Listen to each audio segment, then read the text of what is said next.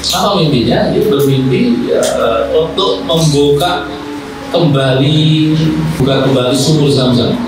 Nah, sumur Zam-Zam itu sejak mengalir ketika mendapat jejakan kaki dari Ismail itu sempat tertutup.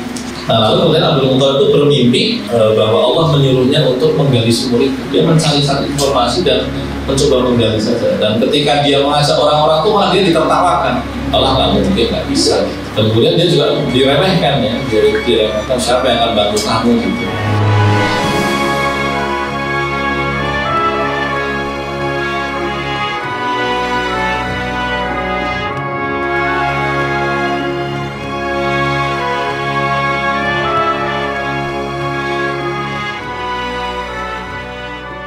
Kanat qad hamalat bihi ummuhu fi ayyamit tashrik indal jamratil wusta wa qila ghairu dhalika wa lailatu miladihi ittaraba iwanu Kisra hatta sumi'a sawtuhu wa saqatat minhu arba'a asyrata surfatan wa khamadat naru farisi wa lam tahmud qabla dhalika bi al-amin wa ghadat uhairah sawah.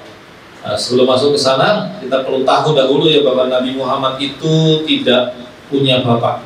Ya, Nabi Muhammad itu yaitu bapaknya Nabi Muhammad yaitu Abdullah itu menikah dengan Aminah di usia muda dan itu biasa saja ya. Di zaman itu menikah di usia 15, 16, 17 itu sesuatu yang lumrah saja. Nah, Abdullah ini adalah anak kesayangannya Abdul Muthalib. Nah, Abdul Muthalib ini ada ceritanya. Abdul Muthalib ini adalah orang yang sangat dihormati di Mekah karena pertama dia keturunan dari orang-orang terkemuka. Ya, seperti Qusay bin Kilab, Murrah, Lu'ay. Ya. Bahkan Lu'ay ini adalah orang yang membawa berhala ya dari Syam ke Jazirah. Dan dihormati ya dengan prestasi, tapi bagi kita adalah kesalahannya itu ya, berhala itu. Nah, Abdul Muthalib ini anaknya Hashim. Tapi Muthalib itu sebetulnya adalah pamannya Abdul Muthalib. Nah, pamannya. Jadi Muthalib ini saudaranya Hashim sebetulnya. Nah, kenapa kok dikasih nama Abdul Muthalib? Nah, Hashim ini punya saudara di Yasrib. Jadi sebetulnya secara kesejarahan Nabi Muhammad itu punya hubungan dengan Madinah. Tapi baru belakangan sadar dan tahu bahwa ternyata Madinah siap untuk menyambut mereka itu baru belakangan. Ya. Nah, Hashim itu juga menikah muda ya, kemudian datang ke ke Madinah begitu untuk bertemu dengan saudara-saudaranya dan meninggal di sana. Nah, istrinya Hashim ini menjadi janda ketika di Madinah. Nah, maka kemudian saudaranya Hashim yang namanya Muthalib itu karena peduli pada saudaranya ya, dia menjemput saudaranya ini, menjemput Abdul Muthalib. Saya lupa nama asli Abdul Muthalib dia lupa. Nah, itu dijemput dan kemudian ketika sampai di Mekah itu orang-orang mengira bahwa Abdul Muthalib ini adalah budaknya Muthalib. Jadi saya dipanggil, "Hei Abdul Muthalib," gitu. Nah, budaknya Muthalib gitu. Karena dia ngiranya itu anak kecil yang dibeli dari Madinah, bukan anak dari saudaranya, bukan anak dari Hashim. Sebenarnya cerita begitu. Makanya dia disebut Abdul Muthalib itu gara-gara dia dikira budaknya Muthalib. Nah, itu ceritanya begitu. Nah, lalu ya Abdul Muthalib ini ketika dewasa dia itu bermimpi. Apa mimpinya? Dia bermimpi untuk membuka kembali membuka kembali sumur Zam-Zam. Nah, sumur Zam-Zam itu sejak mengalir ketika mendapat jejakan kaki dari Ismail itu sempat tertutup. Kenapa? Karena dulu orang-orang menganggap bahwa sumur Zam-Zam itu penuh berkah dan mereka itu suka untuk melemparkan barang-barang yang mereka anggap penting begitu ke situ, ya, baik untuk mencari keberkahan atau untuk berdoa gitu. Nah, jadi yang dimasukkan ke dalam sumur Zam-Zam itu macam-macam ya, ada pedang lah, ada tameng, ada piring, ada macam-macam. Sampai akhirnya apa? Sumur Zamzam itu penuh itu dan akhirnya kemudian tertutup dan hilang. Biasa kan pelaku sejarah kan kadang-kadang begitu kan, misalkan lah kalau kita senang buku gitu kan, kadang-kadang suatu masa kita kan baca buku udah tahu itu aja, tapi setelah 10 tahun baru sadar buku itu penting gitu, nyari itu. Atau mungkin kita pernah misalkan membongkar bangunan tertentu di kampung kita gitu, setelah kebongkar setelah 15 tahun baru sadar kayaknya bangunan itu penting ya sebetulnya ya, kenapa nggak dibongkar ya sama. Ketika dulu orang memasukkan barang-barangnya ke dalam sumur Zamzam itu kayaknya nggak mikir gitu. Begitu sudah tertutup, setahun, 2 tahun, 5 tahun, 10 tahun nggak kerasa, tapi lama-lama kehilangan gitu. Nah lalu kemudian Abdul Muthalib itu bermimpi bahwa Allah menyuruhnya untuk menggali sumur itu. Dia mencari-cari informasi dan mencoba menggali saja. Dan ketika dia mengajak orang-orang itu malah dia ditertawakan. Allah nggak mungkin, nggak bisa gitu. Dan kemudian dia juga diremehkan ya, dia diremehkan, siapa yang akan bantu kamu gitu. Disitulah kemudian dia berdoa kepada Allah agar diberikan anak yang banyak. Dan kemudian di dalam doanya dia mengatakan kalau perlu salah satu anaknya akan dia korbankan, karena dia korban. Nah, itu dia. Lalu kemudian singkat cerita Abdul Muthalib berhasil menemukan sumur itu. Nah ketika menemukan sumur itu kan dia menemukan barang macam-macam, ada pedang, ada tameng dan sebagainya. Ini kaya tuh. Jadi kaya dan banyak yang banyak yang iri gitu. Ketika mereka minta jatah begitu, minta jatah barang-barang temuan itu, harta karun itu Abdul Muthalib nggak mau. Ya lah saya sih belajar, dulu gua aja kagak mau, sekarang minta lu gitu kan. Ya ada alasan begitu. Nah, disitulah kemudian ada beberapa versi ya, versi yang mengatakan lu nggak punya anak banyak itu, ada yang mengatakan ketika berselisih itu, ada yang mengatakan jelang mengaduk sumur itu. Ada juga yang mengatakan kalau kamu mau kelahi lawan kami, ingat kamu nggak punya banyak penolong. Jadi kalau yang versi yang lain dia yang doanya di situ, ya Allah saya minta kepadamu banyak anak.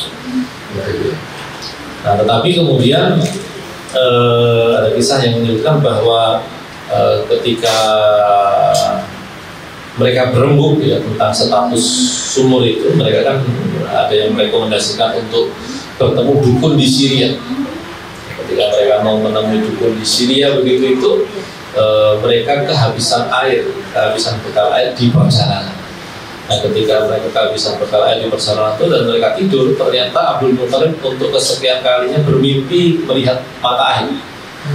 Dan kemudian Abdul Muthalib menunjukkan keberadaan air itu dan mereka tertolong. Disitulah mereka menghormati Abdul Muthalib karena akhirnya mereka sadar bahwa Abdul Muthalib itu tahu keberadaan sumur Zamzam itu sebagai ini diberitahu oleh Allah Subhanahu wa taala. Makanya saat itu Abdul Muthalib dihormati sekali.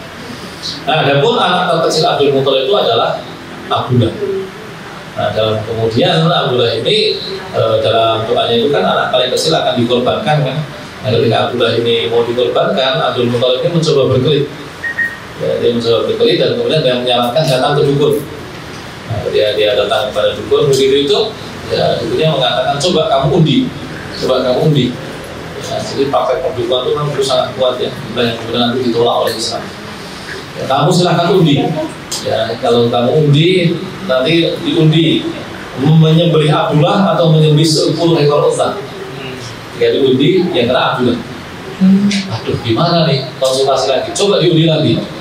Abdullah atau 20 ekor unta. Kenanya Abdullah lagi. Diundi lagi. Abdullah atau 30 unta. Abdullah lagi. Sampai kemudian baru berubah ketika 100-an ekor unta. Satu unta berapa sekarang? Satu unta itu berapa sekarang ya? Kuda saja baru lahir itu bisa 20 juta, 25 juta. Kalau kita ngomong perang itu mahal loh, perang itu. Pisau sembelih berapa? Ada pisau sembelih yang bagus. Pisau sembelih buatan Sukabumi itu paling 500.000 ya. Saya 2018 itu beli pisau lokal aja Sukabumi itu 500.000, standar aja. Satu untuk masjid, satu untuk saya. Kemudian tahun berikutnya karena masjid butuh lagi, saya cari informasi dapat Mas Helmi Alirsan itu. Itu kan pisau ada buatan Brazil, ada buatan Jerman itu kan. Bentuknya unik-unik, lucu-lucu itu. Tapi satunya 1,5 juta. Terus pisau sak ini kan dari 1,5 juta itu. Dan bisa bayangkan kalau pedang harga pedang itu dan kualitas menentukannya. Di zaman Nabi Muhammad pedang terbaik itu mereknya Muhannad. Muhannad itu made by India, made in India. Kalau pas perang salib pedang terbaik buatan Syria. Kalau yang pernah lihat filmnya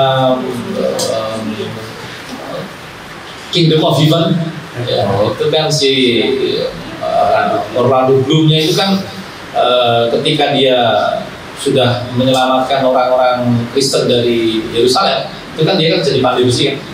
Nah, itu konteksnya itu pasti Syria, karena memang pedang terbaik pada masa itu di Syria. Dan tadi Syria itu menjadi tempat yang istimewa sejak dulu sampai akhir zaman nanti, tempat ribut sejak dulu sampai akhir zaman nanti, karena itu pertemuan banyak wilayah, Afrika, Jazirah, India, Asia, Eropa itu ketemunya di Syria. Nah, Syria itu wilayah paling luas dari Syam. Ya, jadi Syam itu nama peta lama, tetapi tetap penting untuk kita kenali. Salah satunya adalah Palestina, Lebanon, Yordania, dan Syria. Nah, itu Syria itu termasuk yang paling luas. Nah, kembali tadi mahal ya perlengkapan perang itu. Pedang yang bagus itu bisa sampai harga 30-40 juta. Khalid bin Walid itu bawa pedang sampai 4-5 di kudanya. Kuda kavaleri yang dipunya Pak Prabowo itu katanya sekitar 150 sampai 200 juta. Kalau unta berapa? Unta itu. Jadi kalau umpamanya sedekah, katakan misalkan Utsman bin Affan pernah sedekah 100 ekor unta berikut perlengkapan perang. Itu berarti satu, dan perlengkapannya itu mungkin sekitar 200 sampai 300 juta. Kali aja 100. Dan itu sampai Utsman kan mengatakan saya tambahin lagi 100 ekor unta dan perlengkapan perang. Lalu saya tambahin lagi 100 ekor unta tanpa perlengkapan perang. Itu totalnya sampai sekitar 400 ekor unta. Coba cek aja itu berapa unta? 40. 45 atau bisa 45 juta. Ya, asumsikan 50 gitu. 50 kali 100 5M. 5M berarti 5 miliar setengah 1 Abdullah. 100 juta. Iya. Ini kan dia yang disembelih unta.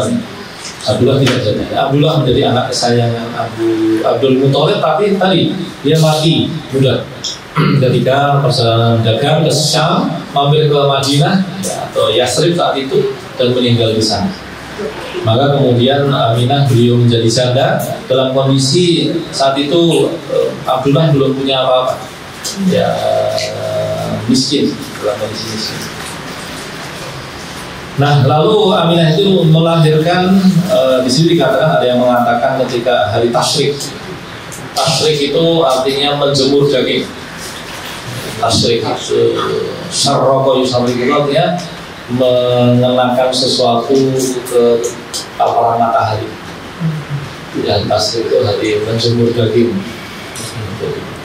Secara letter artinya begitu, tetapi tentu sudah menjadi istilah teknis yang berkaitan dengan ibadah, yang dimana di hari tasyrik orang masih boleh untuk menyembelih kurban dan masih disunahkan untuk bertakbir. Nah, masih disunahkan untuk bertakbir. Ada yang mengatakan saat itu Aminah dalam kondisi yang lainnya lagi. Ya, ada juga yang mengatakan di dekat Ka'bah, ada beberapa versi dan itu normal saja. Ya, tapi yang pasti kemudian anak itu diserahkan kepada Abdul Muthalib.